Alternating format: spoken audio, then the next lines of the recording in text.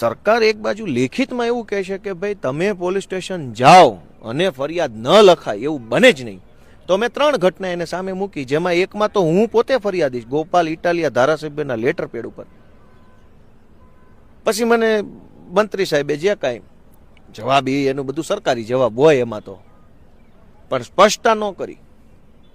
એક બાજુ ગુજરાતની હાલત શું છે કે કોઈ પણ માણસ પોલીસ સ્ટેશનમાં ફરિયાદ કરવા જાય એટલે પોલીસ પહેલું કામ એ કરે કે ફરિયાદીને જ આરોપી બનાવી દેવાનો, યા તો એની સામે ખોટી રીતે ક્રોસ ફરિયાદ લખી લે. ધારો કે મેં તમને લાફો માર્યો, એટલે તમે પોલીસ સ્ટેશન ફરિયાદ લખાવા જાઓ ને એટલે પહેલાં તમે ગોપાલભાઈને લાફો માર્યો ને એવી એફઆઈઆર થાય. એના 4 કલાક પછી તમને ગોપાલભાઈ લાફો માર્યો ને એવી પરાણે લખે કાચી પોચી ફરિયાદ. આ આખા ગુજરાતના પોલીસ સ્ટેશનોની હાલત છે. હર્ષ સંઘવી ભલે ને ગમે એવું બોલ બચ્ચન કરે, મારે એની સાથે વ્યક્તિગત કોઈ વાંધો નથી.